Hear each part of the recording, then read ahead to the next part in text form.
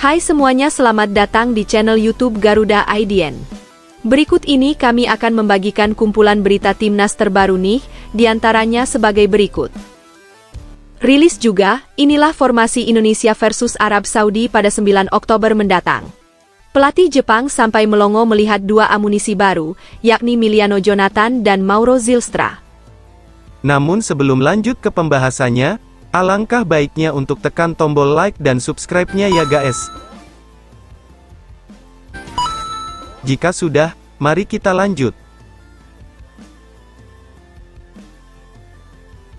Pertarungan besar sudah menanti, timnas Indonesia bersiap menghadapi Arab Saudi Irak dalam lanjutan ronde keempat kualifikasi Piala Dunia 2026. Pertandingan pertama versus Arab Saudi akan dilaksanakan pada 9 Oktober 2025 mendatang. Antusiasme publik kian tinggi setelah muncul prediksi mengejutkan dari pelatih Jepang, Hajime Moriyasu, yang meyakini Garuda bisa menembus putaran final. Menurutnya, kunci keberhasilan ada pada kekuatan baru yang akan menopang oleh Romeni di lini serang. Formasi 3-4-3 dipandang cocok untuk memaksimalkan potensi para pemain naturalisasi sekaligus menjaga keseimbangan tim. Jika racikan berjalan lancar, Indonesia bukan hanya bisa bersaing, tetapi juga berpeluang besar membuat kejutan. Keyakinan bahwa Garuda dapat melangkah lebih jauh kini bukan sekadar mimpi. Berikut adalah susunan pemain yang akan diturunkan di laga versus Arab Saudi. Sebagai kiper utama, Emil Audero membawa pengalaman panjang dari Serie A yang menjadi modal besar bagi lini belakang Indonesia. Refleks cepatnya sudah terbukti mampu menggagalkan peluang emas lawan. Emil juga dikenal tenang dalam situasi genting, membuat para bek lebih percaya diri ketika menghadapi tekanan. Kelebihan lain adalah distribusi bola yang presisi, baik lewat lemparan tangan maupun tendangan jauh yang bisa langsung membuka serangan balik. Kehadirannya di bawah mistar memberi rasa aman, seolah ada dinding yang sulit ditembus.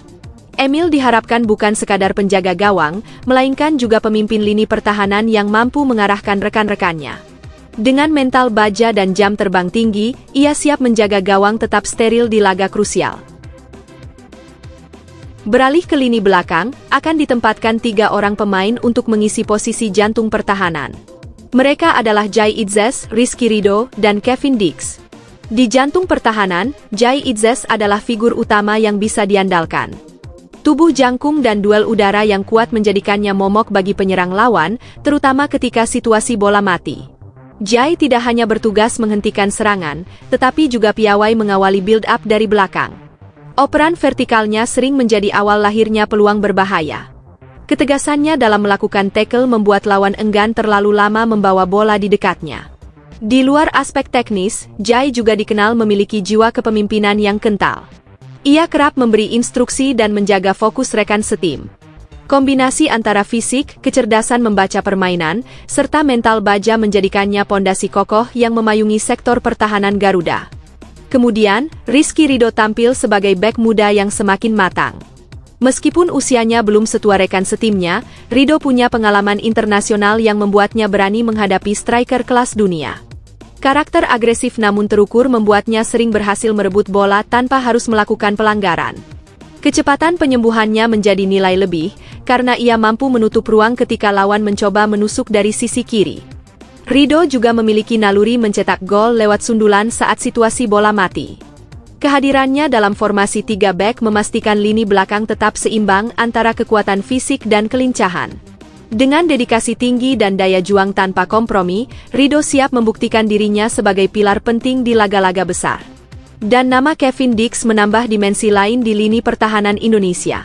Berposisi sebagai bek kanan dalam skema 3 bek, ia memiliki keunggulan ganda, solid menjaga area belakang sekaligus gesit membantu serangan.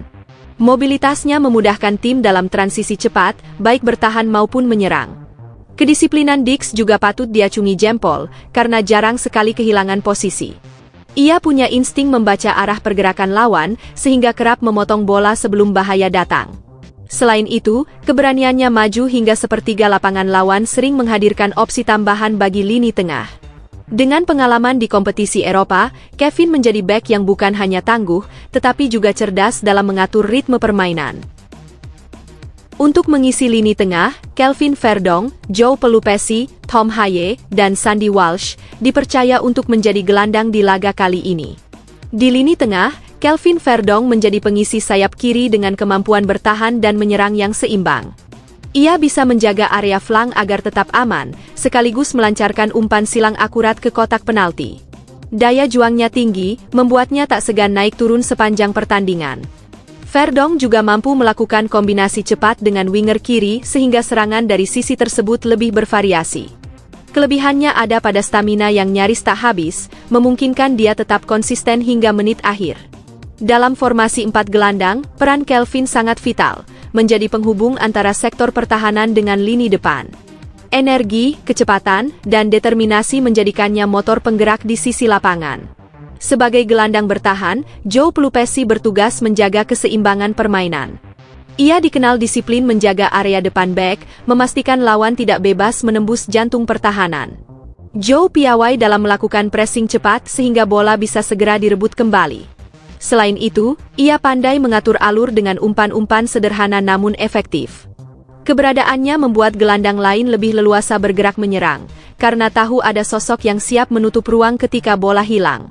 Joe juga memiliki mental baja, tidak mudah panik meski tim sedang ditekan. Kombinasi pengalaman dan kecerdasan taktik membuatnya menjadi jangkar yang krusial bagi keseimbangan tim Indonesia di laga besar. Lalu, Tom Haye memegang peran sebagai otak permainan di lini tengah.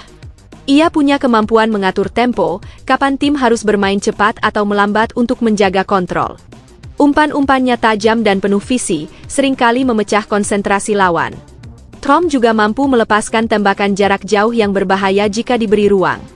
Keunggulannya dalam menjaga bola membuat tim sulit direbut lawan di area tengah. Selain itu, kerjasamanya dengan Pelupesi sangat penting. Satu mengamankan pertahanan, satunya lagi mendikte jalannya serangan. Kehadiran Tom memberikan warna berbeda, karena ia mampu menjadi penghubung antara pertahanan kokoh dengan trisula tajam di lini depan. Sementara itu, menempati sisi kanan lini tengah, Sandy Walsh menghadirkan kecepatan sekaligus disiplin. Ia bisa membantu bertahan dengan menutup ruang lawan, tetapi juga berani menusuk hingga kotak penalti ketika tim menyerang. Sandy dikenal memiliki stamina luar biasa, membuatnya sanggup melakukan overlap berkali-kali tanpa kehilangan konsistensi. Kelebihannya adalah kemampuan umpan silang akurat, sering menjadi senjata mematikan bagi penyerang. Selain itu, ia fleksibel dimainkan di berbagai posisi, menjadikannya aset berharga ketika strategi butuh penyesuaian. Keuletannya dalam duel 1 lawan 1 membuat sayap kanan Indonesia jarang ditembus. Dengan karakter pekerja keras, Sandy memastikan lini tengah tetap solid dan produktif. Berlanjut ke lini depan, Ole Romeni dipercaya untuk mengisi posisi winger kiri, sementara Miliano Jonathan di posisi winger kanan. Di sektor kiri serangan, Ole Romeni adalah tumpuan utama. Kecepatan dan kelincahannya membuat bek lawan sering kerepotan menghadang. Ole piawai melakukan cut inside lalu melepaskan tembakan akurat ke gawang. Selain individu, ia juga pandai membaca pergerakan rekan setim sehingga sering terlibat dalam kombinasi cepat. Mentalitas menyerang yang tinggi membuatnya selalu berani mengambil risiko, baik melewati lawan maupun mencoba eksekusi langsung. Ole juga tidak egois. Ia kerap memberikan umpan matang kepada striker tengah ketika ada peluang lebih besar. Dengan karakter eksplosif, Romeni diharapkan menjadi pemecah kebuntuan ketika pertahanan lawan terlalu rapat. Menempati sisi kanan lini depan, Miliano Jonathan menghadirkan opsi serangan yang berbeda. Ia memiliki akselerasi tinggi dan kemampuan menggiring bola cepat yang bisa membelah pertahanan. Miliano juga cerdik mencari ruang kosong, sehingga sering menjadi target umpan terobosan. Meski lebih sering bergerak di sisi sayap, ia juga berbahaya saat masuk ke kotak penalti. Sepakannya keras dan akurat, mampu memberi ancaman dari berbagai sudut. Miliano bukan hanya sekadar penyerang sayap, melainkan juga kreator peluang bagi rekan-rekannya. Kehadirannya melengkapi trisula Indonesia, membuat serangan dari kanan maupun kiri sama-sama berbahaya bagi lawan. Terakhir, sebagai ujung tombak, Mauro Zylstra diproyeksikan menjadi finisher utama. Postur tubuh yang kuat membuatnya tangguh dalam duel fisik dengan bek lawan. Mauro pandai menahan bola, memberi kesempatan bagi winger untuk masuk dan mencari posisi. Sundulan kepalanya juga sangat berbahaya dalam situasi bola mati. Meski perannya sebagai target man, Mauro tetap memiliki kecepatan yang cukup untuk mengejar bola terobosan. Insting mencetak golnya tajam, sering muncul di momen yang tepat untuk menyambar peluang kecil. Dengan kehadiran Mauro, lini serang Indonesia mendapatkan titik fokus yang jelas. Dialah yang diharapkan mampu mengonversi peluang menjadi gol penentu kemenangan. Selain 11 utama, kekuatan Indonesia juga ditopang pemain cadangan yang siap memberi dampak. Nathan Chu Aon dikenal fleksibel, bisa bermain di sektor bek kiri maupun tengah. Eliano Reinders juga diharapkan bisa memberi amunisi tambahan. Di sektor tengah, ada Ricky Kambuaya. Sementara itu, Adrian Wibowo sebagai winger muda penuh potensi bisa menjadi kartu as di menit-menit genting. Ragnar Oratmangoen dinilai dapat mengisi sisi sayap maupun lini tengah serang, menambah variasi skema ofensif. Sedangkan Justin Hubner menambah kedalaman di lini belakang. Kejutan datang dari kabar bahwa Marcelino Ferdinand tetap masuk dalam skuad, meski kali ini hanya duduk di bangku cadangan. Keputusan itu menandakan ia masih dipercaya, meski menit bermainnya mungkin terbatas. Sebaliknya, Mark Locke harus rela terdepak dari daftar pemain, sebuah keputusan yang tentu menimbulkan tanda tanya publik. Dengan kombinasi starter dan pelapis yang merata, Indonesia memiliki keseimbangan antara pengalaman, energi muda, serta variasi strategi yang siap ditampilkan di lapangan. Akhirnya terungkap, Shin Tae-yong ternyata punya alasan gila tak pernah panggil Stefano Lillipali. Patrick Kluivert bikin geger karena langsung beri kesempatan main lawan China dan Jepang. Nama Stefano Lillipali hampir selalu memantik perdebatan setiap kali timnas Indonesia berlaga. Gelandang serang keturunan Maluku itu kerap dipuji karena performanya di kompetisi domestik, tetapi justru jarang dilirik ketika Shin Tae-yong masih menjadi pelatih kepala. Padahal, bersama Borneo FC, ia tampil konsisten sebagai motor serangan dan bahkan masuk daftar pencetak gol terbanyak Liga 1. Ironisnya, torehan gemilang itu tidak pernah mengantarkannya kembali ke panggung internasional. Kondisi tersebut menimbulkan tanda tanya besar, bahkan menuai banyak kritik dari pecinta sepak bola nasional. Salah satu suara paling keras datang dari Coach Justin, seorang analis senior. Ia berulang kali menilai aneh jika pemain dengan kontribusi sebesar Lillipali sama sekali tak masuk dalam rencana Shin. Justin juga mengingatkan publik bahwa Lillipali sebelumnya pernah menjadi pilar utama Bali United saat mereka meraih gelar juara Liga 1. Situasi mulai berubah setelah kursi pelatih diambil alih Patrick Kluivert. Begitu resmi menjabat, sosok asal Belanda itu langsung memasukkan nama Lillipali ke dalam daftar 32 pemain yang dipanggil ke pemusatan latihan di Bali.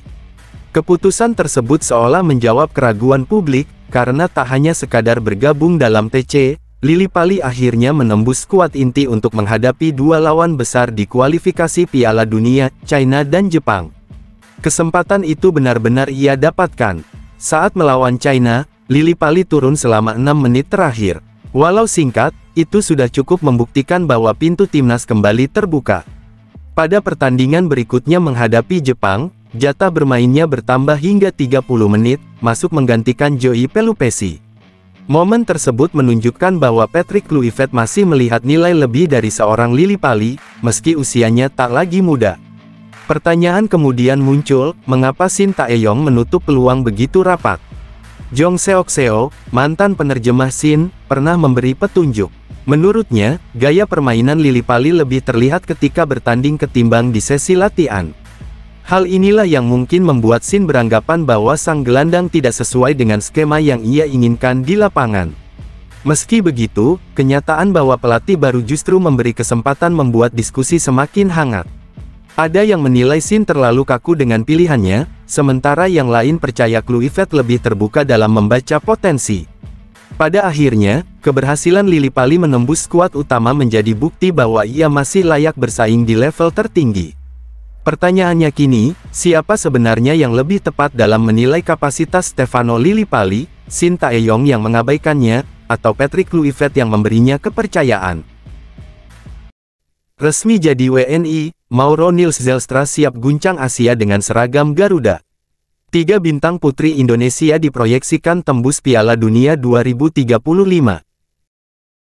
Dunia sepak bola Indonesia kembali dikejutkan dengan kabar besar dari Belanda. Seorang penyerang muda yang lahir dan besar di negeri kincir angin, Mauro Nils Zelstra, akhirnya resmi menjadi bagian dari keluarga besar Indonesia. Pada Jumat, tanggal 29 Agustus tahun 2025, ia menjalani prosesi pengambilan sumpah sebagai warga negara Indonesia di Kedutaan Besar RI di Den Haag. Upacara tersebut menandai langkah baru bagi proyek jangka panjang Garuda, yang kini semakin serius mengandalkan talenta diaspora untuk memperkuat tim nasional. Keputusan Mauro dianggap bukan sekadar formalitas. Banyak pengamat menilai langkah ini sebagai bukti bahwa naturalisasi pemain memang menjadi strategi penting dalam mendorong prestasi sepak bola nasional. Dengan usia yang masih sangat muda, Mauro dinilai punya prospek besar untuk menjadi senjata baru di lini depan. Kehadirannya diharapkan bisa menambah daya gedor timnas Indonesia, terutama saat menghadapi lawan-lawan tangguh di tingkat Asia. Tak hanya dari sektor putra, kabar serupa juga datang dari sepak bola wanita. 3 pemain keturunan, yakni Isabel, Pauline, dan Isabel, resmi diperkenalkan sebagai bagian dari proyek besar Timnas Putri Indonesia. Kehadiran mereka menandai dimulainya rencana panjang yang tidak berhenti dalam hitungan tahun, melainkan dirancang untuk jangka waktu hingga 1 dekade. PSSI sudah menetapkan target ambisius untuk tim putri. Mereka ingin Timnas Putri Indonesia bisa menembus peringkat 50 besar dunia, masuk 10 besar Asia, hingga tampil secara reguler di ajang bergengsi AFC Women's Asian Cup. Puncak dari cita-cita tersebut adalah tampil di Piala Dunia Wanita tahun 2035. Sebuah mimpi yang dulu terdengar mustahil, kini perlahan mulai dipetakan dengan strategi jelas dan langkah konkret. Jika semua rencana berjalan sesuai harapan, Indonesia akan memiliki kekuatan baru di 2 lini sekaligus. Mauro bisa menjadi mesin gol bagi skuad Garuda di tim putra, sementara Isabel, Pauline, dan Isabel berpotensi menjadi tulang punggung timnas putri. Dengan kombinasi tersebut, sepak bola Indonesia tidak hanya akan disegani di kawasan Asia Tenggara, tapi juga bisa bersuara di level Asia, bahkan dunia.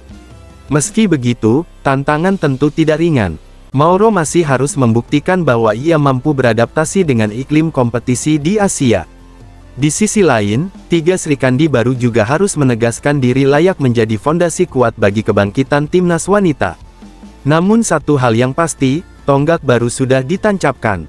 Indonesia sedang menapaki babak segar dalam perjalanan panjang menuju panggung dunia.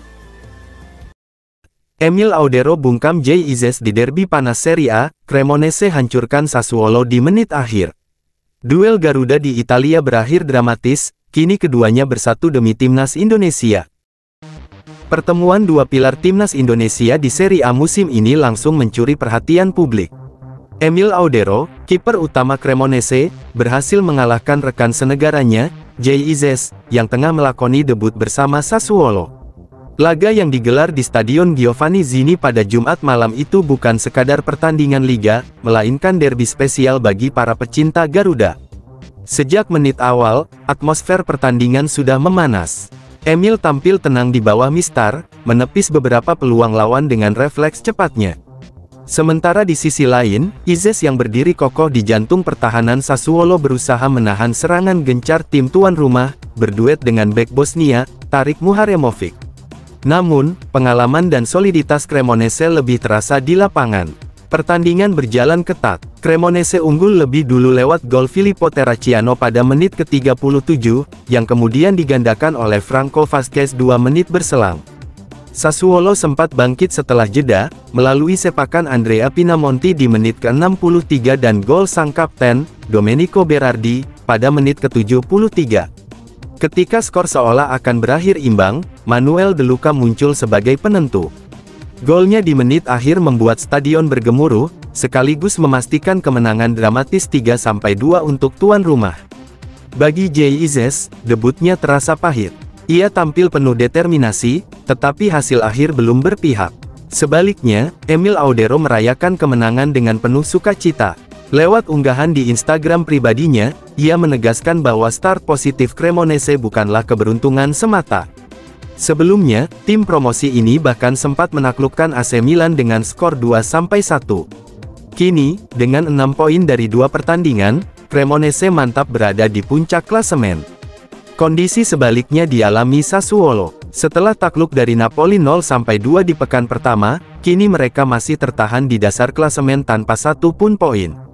Beban berat semakin menanti Izes dan kawan-kawan, karena laga berikutnya adalah menghadapi Lazio pada tanggal 14 September. Sementara itu, Emil bersama Cremonese akan meladeni Hellas Verona sehari setelahnya. Namun, di balik rivalitas di Italia, kedua pemain akan segera bersatu demi satu tujuan yang sama. Emil dan Izes sudah dipastikan bergabung dengan timnas Indonesia untuk FIFA Matchday September. Garuda dijadwalkan menghadapi Taiwan pada tanggal 5 September dan Lebanon pada tanggal 9 September. Derby Garuda di Serie A memang sudah berakhir, tetapi kisah perjalanan Emil Audero dan Jay Izes justru baru dimulai ketika mereka mengenakan seragam merah putih. Ranking FIFA Indonesia meledak naik 191 poin, Garuda bikin geger ASEAN dalam 5 tahun terakhir. Vietnam justru terjun bebas usai ditinggal Park Hang-seo dan kini malu di posisi 113 dunia. Menjelang FIFA Matchday September tahun 2025, perhatian publik sepak bola di kawasan Asia Tenggara tertuju pada perkembangan mencolok dari timnas Indonesia. Garuda mendadak menjadi pusat perhatian setelah grafik ranking FIFA mereka melonjak drastis dalam kurun 5 tahun terakhir.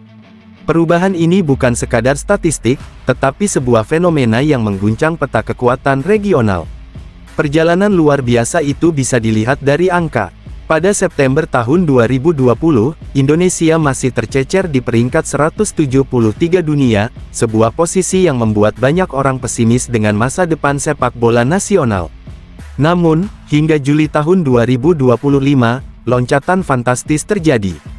Tim Merah Putih berhasil menambah 191 poin dan kini bertengger di urutan 118 dunia. Lonjakan signifikan ini langsung memicu rasa khawatir di kalangan rival ASEAN, yang mulai menyadari bahwa Indonesia tidak lagi bisa dipandang sebelah mata. Kebangkitan tersebut tentu bukan datang secara instan. Perjalanan panjang di level internasional menjadi fondasi utama. Kualifikasi Piala Asia, tampil di putaran final Piala Asia 2023, hingga perjuangan di jalur menuju Piala Dunia menjadi batu loncatan yang mempertebal rasa percaya diri para pemain. Setiap hasil positif di turnamen resmi tak hanya menambah poin FIFA, tetapi juga meningkatkan mentalitas skuad yang kini semakin matang. Berbanding terbalik dengan itu, Vietnam justru mengalami penurunan tajam. Negara yang dulu diagung-agungkan sebagai raja sepak bola ASEAN di bawah asuhan Park Hang-seo kini tengah terseok-seok. Sejak ditinggalkan sang pelatih, performa mereka menurun drastis. Dalam 5 tahun terakhir, Vietnam kehilangan 88 poin dan jatuh ke posisi 113 dunia dari sebelumnya di peringkat 94. Kejatuhan ini memunculkan tanda tanya besar mengenai arah perkembangan tim, sekaligus membuat pendukung mereka frustrasi. Situasi ini mengubah wajah persaingan Asia Tenggara. Jika dulu Vietnam dan Thailand kerap mendominasi percakapan, kini Indonesia mulai mengambil alih panggung. Media asing pun melirik, mengangkat kebangkitan Garuda sebagai cerita inspiratif yang patut dicatat. Di sisi lain, para supporter dalam negeri semakin percaya diri dan menaruh harapan besar untuk laga-laga berikutnya. FIFA Matchday September tahun 2025 pun dipandang sebagai momentum penting. Indonesia akan diuji, apakah mampu mempertahankan tren positif atau justru goyah di tengah ekspektasi tinggi. Publik menantikan jawaban, bisakah Garuda terbang lebih tinggi dan menambah koleksi poin untuk memperbaiki posisi di ranking FIFA? Satu hal yang pasti, era baru sepak bola Indonesia sedang dimulai, dan kali ini langkahnya jauh lebih percaya diri serta penuh ambisi. Rahmat Darmawan bongkar kunci rahasia Garuda lolos Piala Dunia 2026, Arab Saudi dan Irak jadi ujian berat. Uji coba lawan Taiwan dan Lebanon jadi simulasi maut sebelum duel sesungguhnya di Oktober. Nama Rahmat Darmawan kembali ramai dibicarakan setelah ia menyuarakan keyakinannya terhadap peluang timnas Indonesia lolos ke Piala Dunia 2026. Menurut pelatih yang akrab disapa RD ini, jalan menuju ajang paling bergengsi di dunia sepak bola memang terjal, namun kesempatan tetap terbuka. Kuncinya terletak pada persiapan matang menghadapi dua lawan berat yang menunggu di depan, Arab Saudi dan Irak. Indonesia sendiri telah memastikan langkah ke fase keempat kualifikasi zona Asia. Penentuan nasib itu akan berlangsung pada Oktober tahun 2025, di mana skuad Garuda tergabung di grup B bersama negara-negara dengan reputasi tinggi. Ajang ini dianggap sebagai ujian terbesar bagi generasi emas sepak bola Indonesia yang tengah berkembang pesat. Sebelum memasuki pertandingan resmi, ada 2 laga uji coba penting pada kalender FIFA Matchday September. Timnas Indonesia dijadwalkan menjamu Taiwan pada tanggal 5 September dan Lebanon pada tanggal 8 September di Stadion Gelora Bung Tomo, Surabaya. Bagi Rahmat, kedua laga ini bukan sekadar pemanasan, melainkan simulasi nyata untuk menguji daya tahan mental sekaligus kesulitan strategi. Arab Saudi tentu tak ingin mengulang kekalahan yang pernah mereka alami sebelumnya. Bermain di kandang sendiri, dengan dukungan penuh dari para pendukung, mereka akan tampil dengan motivasi berlipat. Irak juga dikenal sebagai tim yang memiliki tradisi kuat di sepak bola Asia. Kekuatan fisik dan mental mereka akan menjadi ujian sesungguhnya bagi pasukan Patrick Kluivert. Meski tantangan terlihat berat, Rahmat Darmawan optimistis. Ia menekankan pentingnya konsentrasi penuh di setiap momen permainan. Satu kesalahan kecil bisa berakibat fatal, sementara fokus yang konsisten bisa membuka peluang mencuri kemenangan. Baginya, kualitas yang dimiliki skuad Garuda sudah cukup untuk bersaing, bahkan berpotensi mengalahkan tim-tim besar tersebut jika bermain dengan disiplin tinggi. Perhatian publik ini tertuju pada bagaimana Patrick Kluivert meracik strategi terbaik. Laga melawan Taiwan dan Lebanon akan menjadi kesempatan emas untuk mencoba berbagai skema permainan sebelum bertemu lawan yang jauh lebih tangguh. Jika formula yang tepat berhasil ditemukan, Indonesia tidak hanya akan sekadar ikut meramaikan, tetapi bisa benar-benar membuat kejutan di kancah Asia. Optimisme yang disampaikan RD seolah mewakili harapan seluruh bangsa. Meski tiket Piala Dunia 2026 belum sepenuhnya dalam genggaman, peluang itu terasa lebih nyata dari sebelumnya. Inilah saatnya Garuda membuktikan bahwa mereka mampu bersaing di panggung dunia, bukan hanya dengan semangat, tetapi juga dengan kualitas yang semakin matang.